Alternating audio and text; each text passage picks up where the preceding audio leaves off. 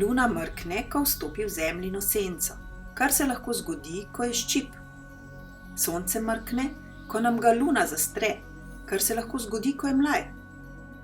Vsak mesec pripotuje luna v tako lego, ko je polna, in 14 dni kasneje je v legi, ko je mlaj. Zakaj torej nimamo vsak mesec enega luninega in enega sončnega mrka? Odgovor je, ker je ravnina, v kateri luna kroži okoli Zemlje, malce nagnjena glede na ekliptično ravnino, ki je ravnina, v kateri Zemlja kroži okoli Sonca. Odgovor je točen, a ne popoln, ker najbrž ni očitno, kako je ta podrobnost povezana s pojavom ali nepojavom mrka. Pri predstavljanju dogajanja v Sončju in vesolju lahko zelo pomagajo modeli. Ti so bodisi fizični predmeti, tridimenzionalni, s katerimi ponazorimo vesoljska telesa in njihovo gibanje, in si jih lahko ogledamo od blizu in z več smeri in jih lahko sami premikamo po prostoru.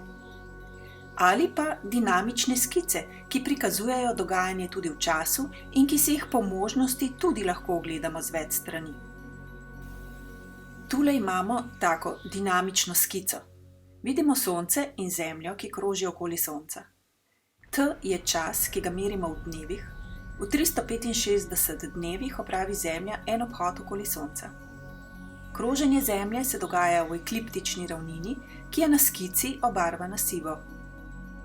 Zemljo pri kroženju okoli Sonca spremlja njen naravni satelit, Luna. Luna kroži okoli Zemlje v ravnini, ki je malo, konkretno za 5 stopinj, nagnjena glede na ekliptično ravnino. Kot med obema ravninama je na tej dinamični skici prikazan nekoliko večji, da bo pojasnilo v nadaljevanju bolj nazorno. Oranžna črta označuje presečišče teh dveh ravnin, lunine in ekliptične. Zemlja je v središču lunine tirnice in zato leži hkrati v obeh ravninah, je torej vedno na oranžni premici. Ko Zemlja potuje okoli Sonca, se počasi in enakomerno spreminja smer nagiba lunine ravnine glede na ekliptično. Lunina ravnina se vsako leto zavrti okoli pravokotnice na ekliptično ravnino za približno 20 stopinj. Pri tem se kot med obema ravninama ne spreminja, ostaja 5 stopinj. V isti smeri, kot je lunina ravnina nagnjena danes, bo ponovno nagnjena čez 18,6 let. To je dejstvo, ki vpliva na to, kdaj v letu se lahko zgodi mrk in ga bomo komentirali na koncu. Spremembo smeri nagiba lunine ravnine na tej skici lepo prikaže zasuk oranžne premice v 365 dnevih.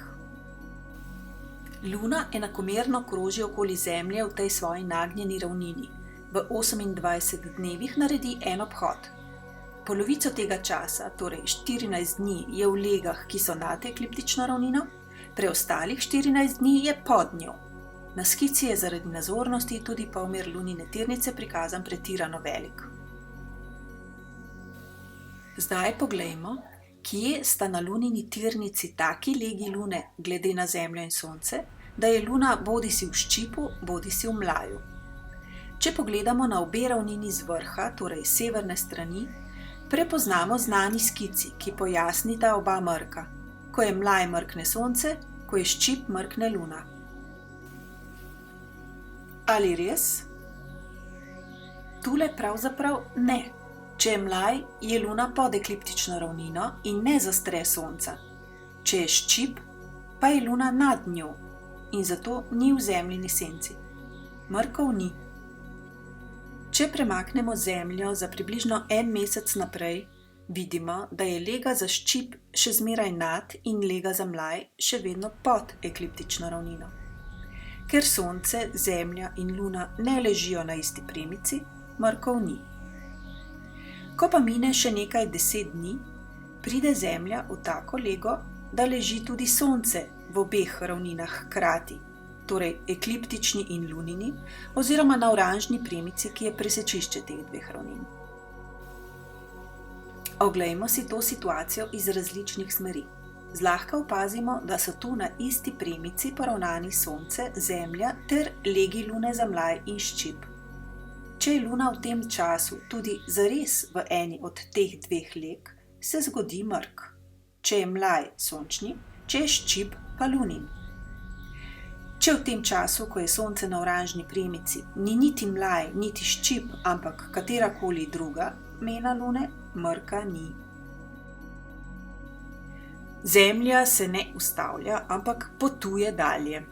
Lega za ščip se je premaknila pod ekliptično ravnino, lega za mlaj pa nad njo.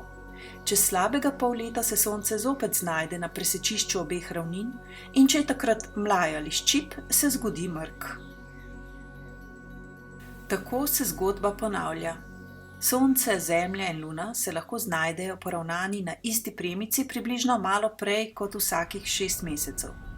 Ta malo prej je na račun vrtenja Lunine ravnine, ki smo ga že opisali. Zadnji sončni mrk je bil 14. decembra 2020. Naslednji bo 10. junija 2021. Še naslednji pa 4. decembra 2021. Leta 2022 sončnega mrka ne bo, bosta pa v letu 2023 spet dva, in sicer 20. aprila in 14. oktobra. Zimski mrk se bo pomikal proti jeseni, poletni proti pomladi.